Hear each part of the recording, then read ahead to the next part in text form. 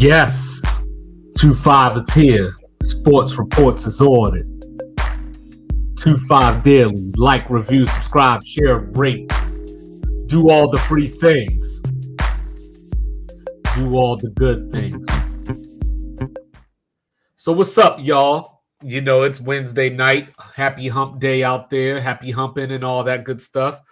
You know, we got a banger tomorrow, NFC West battle between the 49ers and the Seahawks. But first, it is Drake Maye time in New England, and 2-5 is happy. But I understand that there's a bit of a debate going on out there. You know, some people are saying, sit the young quarterback. Let him gain some experience by watching. You know, work on his mechanics, X, Y, Z, all this kind of stuff like that. Then you have another argument that says, like, look, if they're ready, they're ready, right? And I tend to fall in the latter category, you know, from the standpoint of each quarterback is different.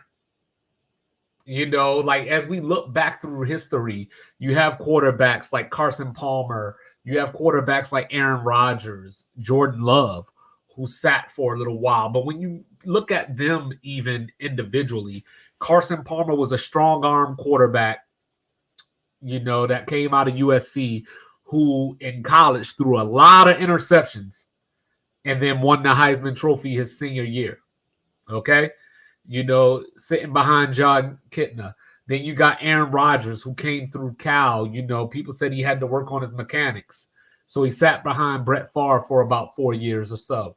You know, that's a Hall of Fame Super Bowl winning Brett Favre, where theoretically you could learn something from, because, you know, he's a winner at the greatest level. You know, then you look at Jordan Love, same concept, but Aaron Rodgers on the mentor side this time. And I'm not saying that these guys directly mentored these quarterbacks, but you're watching the best of the best. And I'm not trying to disparage Jacoby Brissett. He was on my Commanders last year, but outside of work habits and things like that, what is Drake Maye supposed to learn from Jacoby Brissett? Jacoby Brissett's never won anything. He's never done anything in this league.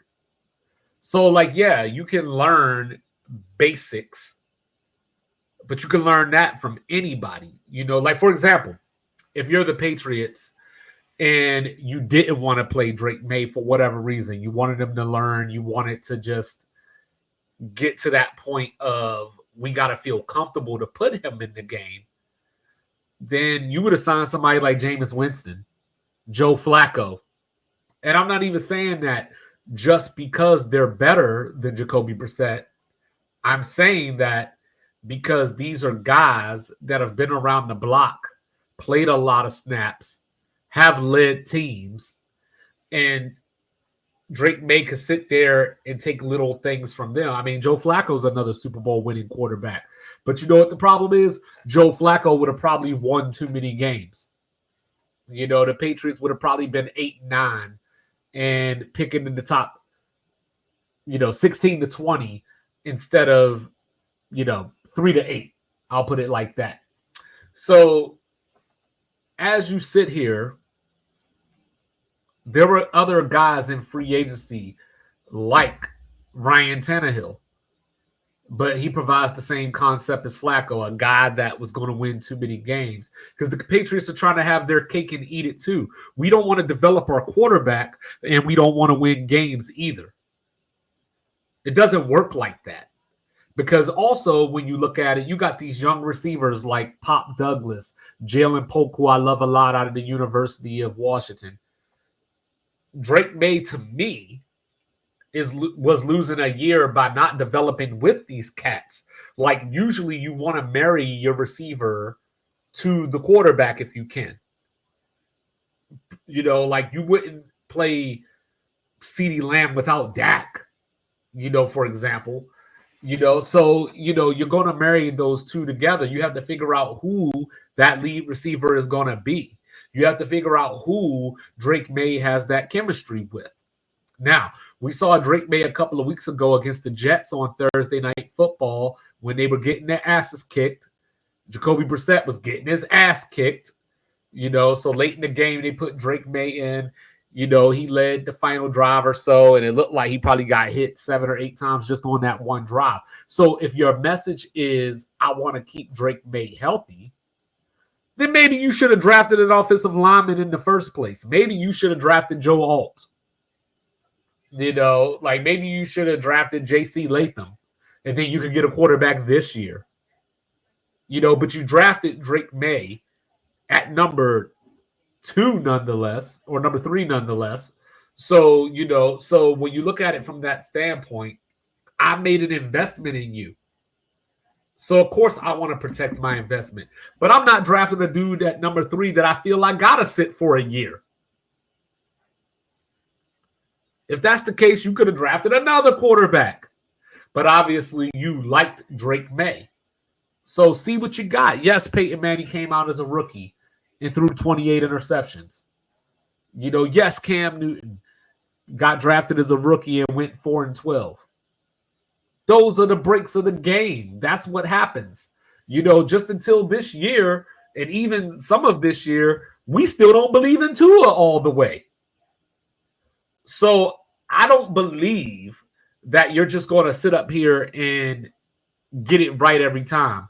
Some quarterbacks should play, some quarterbacks can't. But I also feel that if you're going to make the commitment to not play your quarterback, then don't play your quarterback, right? Like, just stick with Jacoby Brissett, because what are you going to do now? If Drake Maye loses all the games, the fans are out on him already, you're going to be upset. If he wins some games, what? You going to be mad that he's winning these games? Or are the fans going to be mad on some? He could have been playing the whole time. I think that he has Justin Herbert potential. That doesn't mean he's going to step in and be Justin Herbert today.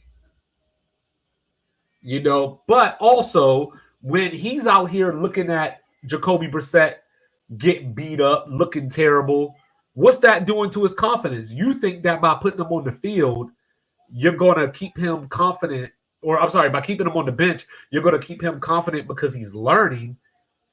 He's probably sitting there thinking, I'm not playing so this guy can play.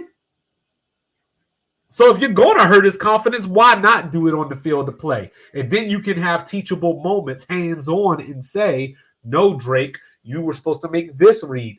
No, Drake, X, Y, Z, blah, blah, blah. How many times have you taken a test or been in a class where the teacher taught you something, but then when it came time to apply it, you had issues? Or you were able to apply it, but you couldn't explain it. So each quarterback is their own independent experiment. Whether Drake Maye played this year or not was not going to determine if he was going to be a successful NFL quarterback or not, because you need more time. Like, we think that Jordan Love came through last year because after Thanksgiving, he went 18-1, touchdown to interception. But what did he do before that? Right? And off of that 1 year, he got paid. So at the end of the day, I think you should play Drake Maye. I'm okay with the decision. I'm happy, and I'm looking forward to seeing him play. All right. So tomorrow night, NFC West battle up in Lumen Field, up in Seattle, Washington. The Seattle Seahawks are coming off of an ugly, and I mean ugly, loss to the New York Football Giants on their home field. Where was the 12th man when you needed him? Geno Smith leading the league in passing, but he does have 4 interceptions on the season. Brock Purdy, guess what? 4th in the league in passing, 4 interceptions. But out of all the quarterbacks that have played in their team's game, all their team's games this year, Brock Purdy does lead the league in yards per attempt. So when I look at this game, each game has its own story within the story. So Seattle came out of the blocks. New head coach Mike McDonald. You remember him as the defensive coordinator for the Baltimore Ravens last year. They came in. They started out 3-0. Everybody was riding high. Oh, look at Seattle. Can they win the West? I picked Seattle to finish last myself. But that's what everybody was on, right? So then they go to Detroit on Monday night. Detroit puts up 35 on them. They come back home. They lose to the Giants in a game where they had 100-yard. The Seahawks had a 100-yard defensive touchdown. They still lost that game at home. San Francisco, on the other hand, you know, started out with the big win on Monday night against the Jets. And then it's been real topsy-turvy since then, to include being 0-2 in the division. They lost to the Rams back in week 3, when they had a 10-point lead and then Ronnie Bell decided he was going to go on strike from catching the football. The Rams came back late and took that game. San Francisco bounced back, but then they came back last week at home and lost to the Cardinals. The Cardinals, I had some talks in my group chat. Why the hell are the Cardinals going for 2? And I'm like, hold up. If they get this stop, they're going to go down the field and they can win the game instead of going to overtime. Lo and behold. Now, we mentioned Brock Purdy's 4 interceptions. The last one against the Cardinals, he got hit. His arm got hit. Ball popped up in the air. Cardinals intercepted it. It happens. But when you look at both of these teams, the other part of their season has been injuries. I don't need to go down the list of the 49ers that are out, do I? I think we got that pretty well established by now. But even Seattle, Byron Murphy, their big draft pick. He's been out. He's out tomorrow. Tariq Woolen, you remember him 2 years ago, battling Sauce Gardner for best rookie corner. He's out tomorrow. Uchenna Nwosu, out tomorrow. They got some other people questionable, but those are big injuries, especially when you got to try to stop the run because the 49ers are Jordan Mason, second in the league in rushing behind Derrick Henry. So what do I think about this game? So usually, for example, let me use an example of college football real quick. This weekend you have Penn State going out to the Coliseum to play USC. USC, if they have any hopes of winning the Big Ten, they got to win this game. Penn State can lose this game and still be fine. So USC is in that position where they've lost 2 Big Ten games, just like the 49ers have. They lost the 2 division games. So they need it. Their backs are against the wall. This is their season on the line. This is the problem for the Seahawks, though. In that scenario, in most scenarios, when we talk about backs against the wall, it's usually the worst team. It's usually the team that much wasn't expected of anyway, battling for something, right? But in this scenario, the 49ers are the better team, in my opinion. The 49ers need this win more than Seattle does. And to me, that's a dangerous combination to be looking for when you're the Seahawks. Besides the fact that the 49ers have won the last 5 meetings against you by 15.2 points, average margin. And then you go back to it, and I brought that up, 5 straight losses. That means that Seattle has not beat San Francisco since December of 2021. It is not a good matchup. It has not been a good matchup. So I'm going to take the 49ers on the road, even though I hate taking road teams on Thursday Night Football. But I'm going to take the 49ers 24-20. You know what I'm saying? So I'll be back tomorrow. And then, of course, on Friday, Mr. Logical and I will be back to preview this weekend's games. I'll be back tomorrow for Friday Night Football, college football, some big matchups to include Utah and Arizona State. So until then, I'll see you. God bless. Have a great day. Have a great night. Enjoy, like, review, subscribe, share, rate. Do all the free things. Do all the good things. Peace.